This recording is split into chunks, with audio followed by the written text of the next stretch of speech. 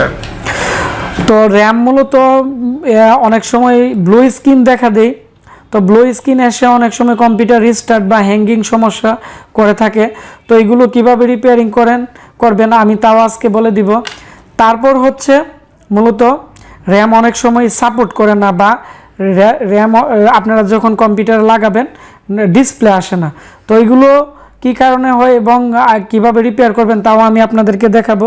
তবে সবার আগে আমি আপনাদেরকে ল্যাপটপ এবং ডেস্কটপের যে র্যামগুলো আছে এগুলোর যে প্রাথমিক যে সমস্যাগুলো আছে এগুলো কিভাবে রিপেয়ার করবেন এ নিয়ে আমি আজকে আলোচনা করব। তো প্রাথমিক সমস্যাগুলো যখন হবে তখন আপনারা যে কাজটি করবেন, যেমন ইরেজার আছে, ইরেজার দিয়ে এখানে আইপি আছে, তো র্যামের যে আইপি আছে আইপির মধ্যে আপনারা এইভাবে রেখে ভালোভাবে আপনারা ক্লিন করে দিবেন, তাহলে এর মধ্যে যে ময়লা আছে এগুলো অতি সহজেই ক্লিন হয়ে যাবে। তারপর যে সমস্যাগুলো বেশি আমরা পাইছি এগুলো হচ্ছে এখানে যে বিভিন্ন ধরনের কম্পোনেন্ট আছে আপনারা দেখতে পাচ্ছেন, সিরামিক, ক্যাপাসিটার, তারপর হচ্ছে বিভিন্ন ধরনের রেজিস্টার আছে। তো এগুলোর মধ্যে কার্বন থেকে অনেক সময় র্যাম সাপোর্ট করে না। তো এরকম হলে আপনারা যে কাজটি করবেন, প্রথমত আপনারা যে পেট্রোল এবং কেরোসিন একটি পাত্রের মধ্যে আপনারা রেখে আপনারা একটি মিশ্রণ তৈরি করে এর মধ্যে আপনারা প্রায় 1 ঘন্টা যাবত এটি আপনারা ভিজিয়ে রাখবেন। ভিজানোর পরে আপনারা যে কাজটি করতে হবে, আপনারা ব্রাশ দিয়ে ভালোভাবে আপনারা ক্লিন করবেন। আর পেট্রোল অনেক সময় উড়ে যায়, তো কোনো সমস্যা না, আপনারা একটু বেশি পরিমাণেই রাখবেন। তো তারপরে ভালোভাবে আপনারা ক্লিন করে নেবেন। আর যখনই আপনারা এই কাজটি করবেন এর মধ্যে বিভিন্ন ধরনের স্টিকার আছে, তো এগুলো আপনারা ভালোভাবে আপনারা উঠিয়ে নেবেন।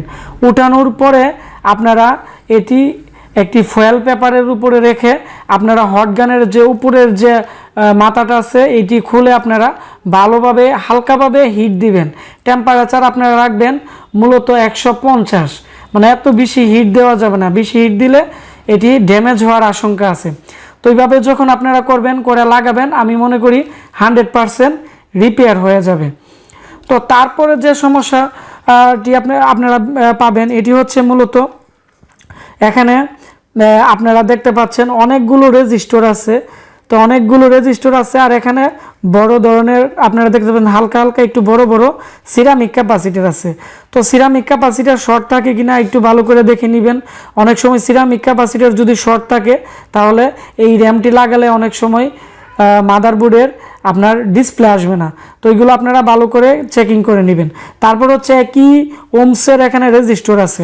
তো আপনারা মাল্টিমিটারে ওমস মোডে রেখে আপনারা এখানে রেজিস্টারগুলো আপনারা দেখবেন একই ভ্যালু যদি এখানে সবগুলো শো করে তাহলে আপনারা বুঝতে পারবেন যে এই রেজিস্টারগুলো ভালো আছে। যেমন আমরা এখন ধরতেছি, আপনারা এখানে দেখেন যে আমাদের মাল্টিমিটারে 23 ওমস আমাদের শো করতেছে। প্রত্যেকটার মধ্যেই কিন্তু এখানে 23 ওমসের মতো কিন্তু শো করবে।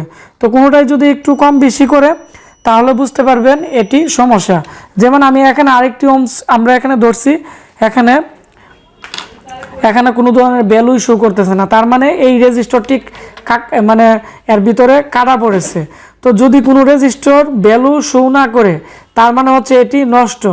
তো আপনারা অবশ্যই এটি আরেকটি সেম মানে র্যাম থেকে আপনারা খুলে লাগিয়ে দিবেন, তাহলে এটি এই সমস্যাগুলো ফিক্স হয়ে যাবে। তারপরে হচ্ছে যে সমস্যা এটি হচ্ছে আমি আপনাদেরকে টোটালি আলোচনা করতেছি। মূলত এখানে অনেকগুলো এখানে আপনারা দেখতে পাচ্ছেন কানেক্টর আছে। তো কানেক্টরের মধ্যে যে DDR3 র্যামগুলো আছে এগুলোর মধ্যে এখানে 1.8 ভোল্ট ঢুকার পরে মূলত এখানে একটি আইসি দেখতে পাচ্ছেন, এটি হচ্ছে SPD বা আমরা এটিকে র্যামের বায়োসও বলে থাকি। এটির অনেক সময় প্রোগ্রাম সমস্যা হয়। তো এটির যদি প্রোগ্রাম সমস্যা হয় তাহলে আপনারা RT809 দিয়ে আপনারা প্রোগ্রাম করতে পারবেন। এর একটি ছোটো একটি অ্যাডাপ্টার পাওয়া যায়, এটির মধ্যে লাগিয়ে আপনারা প্রোগ্রাম করে আপনারা ফিক্স করতে পারবেন। তো এভাবে ফিক্স করতে পারবেন। তারপর হচ্ছে মূলত এখানে অনেকগুলো আপনারা দেখতে পাচ্ছেন আইপি আছে। তো এই আইপিগুলো মূলত এখানে আপনারা দেখতে পাচ্ছেন অনেকগুলো মেমোরি চিপগুলো আছে। তো এই মেমোরি চিপগুলো যদি আপনার নিচে দিয়ে শর্ট থাকে তাহলে কিন্তু এটি প্রচুর পরিমাণে হিট হবে এবং ব্লু স্ক্রিন সমস্যা দেখা দিবে। এখানে যে এসপিডি আইসি আছে আর এখানে যতগুলো মেমোরি চিপ আছে এগুলো যদি শর্ট থাকে তো ব্লু স্ক্রিন সমস্যা দেখা দিই। তো এইগুলো আপনারা খুলে আপনারা তাতাল দিয়ে সোল্ডারিং করে আপনারা ভালোভাবে যদি লাগাতে পারেন আমি মনে করি ফিক্স হবে। আর যারা মোবাইলের কাজ করেন তারা অতি সহজেই এগুলো খুলে ভালোভাবে লাগাতে পারবেন, কারণ এর মধ্যে এই মেমোরি চিপগুলো বেশিরভাগই মোবাইলের চিপের মতোই এবং মোবাইলের মধ্যেও এরকম বিভিন্ন ধরনের চিপ আছে। তো আশা করি আপনারা এইভাবে সব ধরনের র্যামই আপনারা রিপেয়ার করতে পারবেন। এবং ল্যাপটপের র্যামের ক্ষেত্রেও সেম।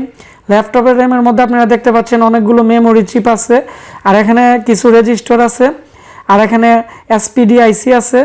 তো এগুলোই মূলত সব ধরনের র্যামেই এগুলোই পাবেন, আর এগুলোই মূলত বেশিরভাগই সমস্যা হয়।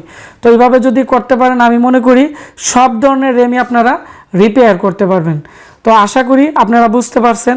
তো আমার এই ভিডিওটি যদি ভালো লেগে থাকে ভিডিওটির নিচে একটি লাইক দিবেন এবং ভিডিওটি শেয়ার করে দিবেন, তাহলে যারা র্যাম সমস্যায় ভুগতেছে বা যাদের র্যাম সমস্যা তারা সমাধান করতে পারবে। আপনারা সবাই ভালো থাকবেন, দেখা হচ্ছে আমাদের নতুন কোনো একটি ভিডিওতে।